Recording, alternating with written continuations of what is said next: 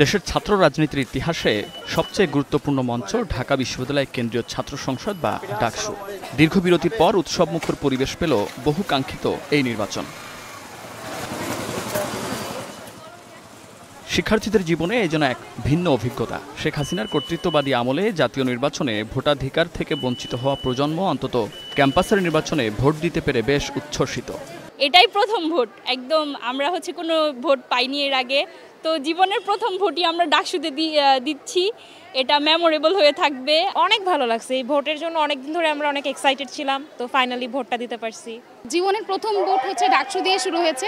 আশা করছি পরবর্তী ভোটগুলো সুন্দরভাবে করতে হবে। এত নাম আসলে মনে রাখতে পারতেছিলাম না যে কাকে কাকে দিব, তো দেখা গেছে যে সবগুলো দিতেও পারিনি আসলে, সদস্য পদে অনেকেই হয়তো দেইনি, বাস 5-6টা দিয়েছি, আর বাকি যাদেরকে আর কি ঠিক করে রেখেছিলাম তাদেরকে দিতে পেরেছি। তো অনেক বেশি আর কি সদস্য অনেক বেশি হয়ে গেছে আমার কাছে মনে হয়েছে।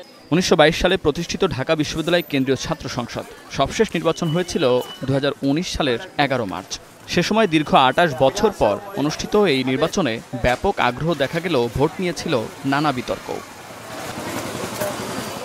এমন প্রেক্ষাপটে এবারের ডাকসু নির্বাচন শুধু একটি ক্যাম্পাসের ভোট নয়, বরং এটি নতুন গণতান্ত্রিক বাংলাদেশের চর্চার শুরুর যাত্রা হিসেবে দেখছেন অনেকে।